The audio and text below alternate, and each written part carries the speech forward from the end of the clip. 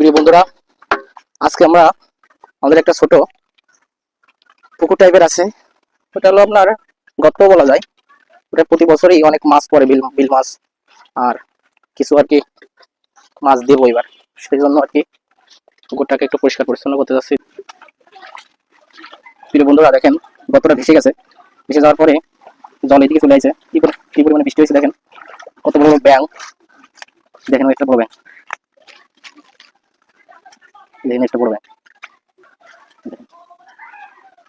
প্রিয় বন্ধুরা দেখেন, এই যে আমাদের গর্তটাই যায় এই পাশ দিয়েও আর কি আপনার একটা গর্ত ছিল, এটা হলো মিশে গেছে। আরে বাবা, এই যে এখানে আর কি বন্ধুরা দেখেন পুরো টাপে টোপে প্রায় ভরে গেছে আর কি গর্তটা। এখানে আর কি কিছু মাছ ছাড়বো, চারা মাছ, সেই প্ল্যানে আছি। এখন দেখি কতদূর কি করা যায়। কিন্তু জল হলে তো আরো যদি বৃষ্টি হয়, এখান থেকে সামনে দেখেন প্রিয় বন্ধুরা, সামনে বেশ ভেসে গেছে। দেখবে এই জায়গাটা জল ছিল না, এখন সবাই ভাসে গেছে। দেখ ভাসে গেছে, বুঝিস?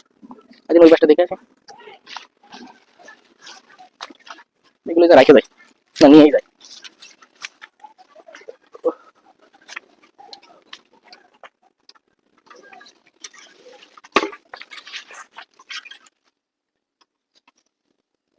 বন্ধুরা দেখেন, এই পাশটা হলো বিলির রাস্তা।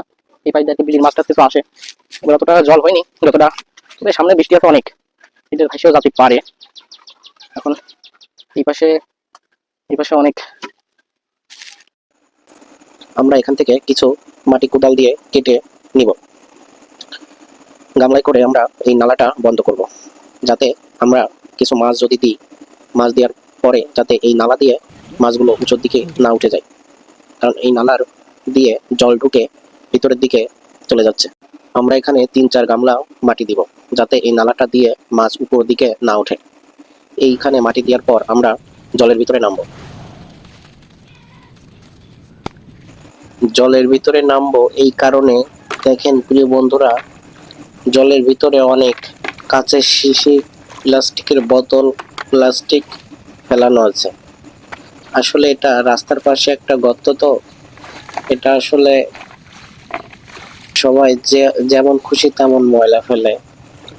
আমি এগুলো আর কি সুন্দর করে পরিষ্কার করে দেব। আগাছা যে গাছগুলো আছে সেগুলো সুন্দর করে দা দিয়ে কেটে দেব, যাতে দেখতে সুন্দর লাগে। এই গর্তের চারিপাশে অনেক আগাছা, এই আগাছাগুলো থাকলে চলাফেরা এবং দেখাশোনার খুব অসুবিধা হতো। সেই জন্য আমি সুন্দর করে কেটে দিব। যাবতীয় সব ময়লাগুলো আমি উঁচুর দিকে ফেলে দিচ্ছি, কারণ এগুলো পচে একটা গ্যাস সৃষ্টি হবে। যাতে গ্যাস সৃষ্টি না হয় সেজন্য আমি এই ময়লাগুলো উঁচুর দিকে ফেলে দিচ্ছি। তারপরে এই যে যাবতীয় আগাছা আছে এগুলো কেটে জলের ভিতরে ফেলছি না, এগুলো কেটে উঠে দিচ্ছি, যাতে জল না পচে। কারণ এখানে অল্প জল, তো যদি এই আগাছাগুলো থাকে বা এই যে ময়লাগুলো থাকে, এগুলো আসলে পচে জল দূষিত হয়ে যাবে। পরে আমি যদি এখানে চারা মাছ ছাড়ি, তাহলে আমার মাছগুলো নষ্ট হয়ে যাবে। এই জন্য আমি সুন্দর করে পরিষ্কার করার চেষ্টা করছি। ডালপালাগুলো কেটে দেওয়ার পর বোতলগুলো আমি সব খুঁটে নিলাম। দেখেন বন্ধুরা, আমি কিছু আগা দিছিলাম, বাঁশের আগা, এগুলো একটু ঠিক করার চেষ্টা করতেছি। অনেক ময়লা হয়েছে দেখেন বন্ধুরা। আমি বাসা থেকে একটু গোবর নিয়ে গেছিলাম, কিছু বিল মাছ পড়ছিল আমাদের এই গর্তে, মানে আসছিল নালা দিয়ে, সেজন্য একটু খাবারও দিচ্ছি, যাতে যে মাছগুলো আছে ওগুলা অন্তত একটু খাওয়া দাওয়া করুক।